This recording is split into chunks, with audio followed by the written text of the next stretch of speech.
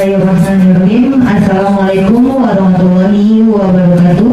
Waalaikumsalam warahmatullahi wabarakatuh. Selamat pagi menjelang siang.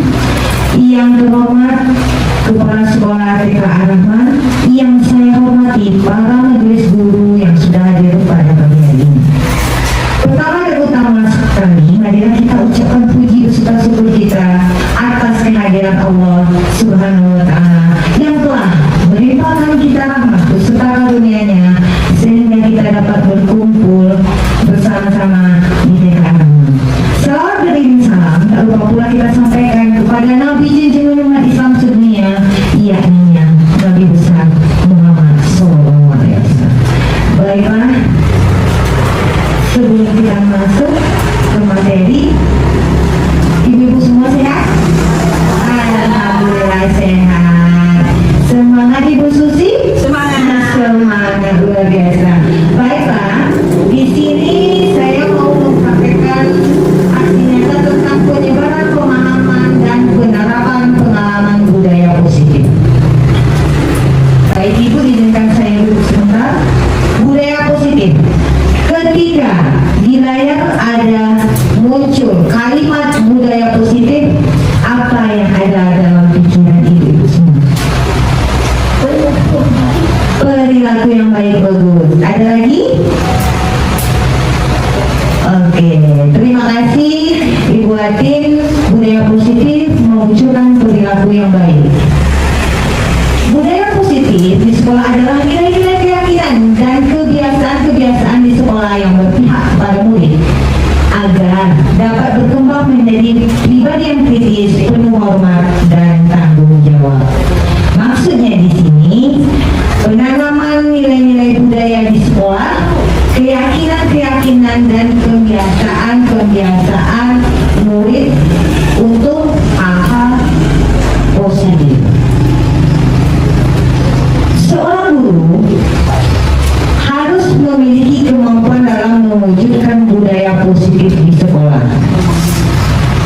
Jadi pertanyaannya, apakah kita sudah menerapkan itu di sekolah? Sudah, alhamdulillah sudah. Disiplin positif lebih ke arah disiplin diri yang dapat mengontrol diri dari dalam melakukan segala tindakan.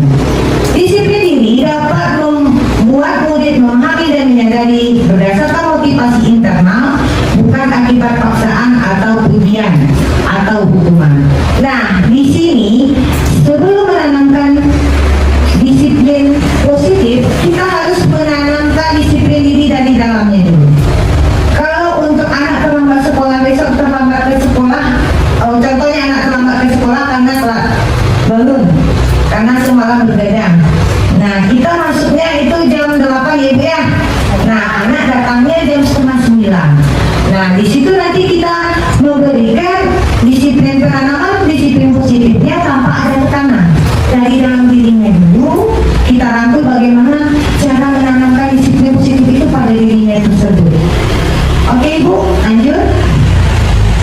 Sebagai pendidik, tujuan kita adalah menciptakan peserta didik yang memiliki disiplin diri sehingga dapat mengacu kepada nilai-nilai kebajikan dan memiliki motivasi intrinsik sehingga memunculkan perilaku ke arah yang lebih baik.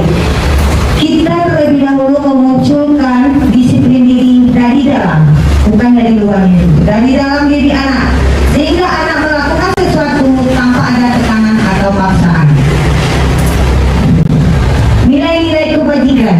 Ada 6 nilai kebajikan sesuai dengan karakter profil Pancasila yang sudah kita jabarkan tadi, ada 6.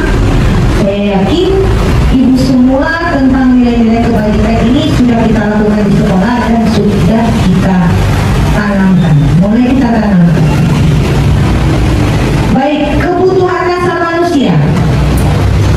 Kebutuhan dasar manusia adalah segala sesuatu yang kita lakukan untuk mendapatkan apa yang kita inginkan. Seluruh tindakan yang kita lakukan memiliki tujuan tertentu, dan semua usaha yang terbaik yang kita lakukan adalah dalam rangka agar memenuhi kebutuhan dasar kita terpenuhi dengan baik. Nah, kebutuhan dasar manusia ini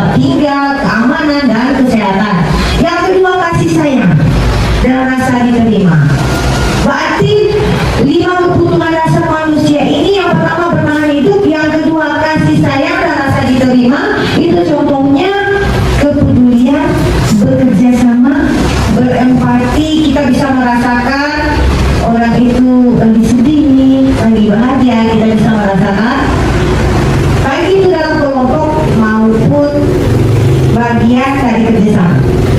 Yang ketiga, penguasaan harga diri. Nah, harga diri ini keinginan untuk dianggap pemimpin, berprestasi, diakui dan didengar. Berarti di penguasaan ini kita menunjukkan harga diri untuk dianggap, gitu. Kebebasan, kita semua harus memiliki kebebasan. Karena kalau hidup dalam tekanan nggak enak ya Bu ya? Nggak enak. Berarti kebebasan, mandiri dan memiliki pilihan. Umpamanya kita suka yang B, yang kepala sekolah nyuruh yang A. Karena ada tekanan terpaksa kita pilih yang A. Berarti kita belum terrealisasi 5 kebutuhan dasar manusia.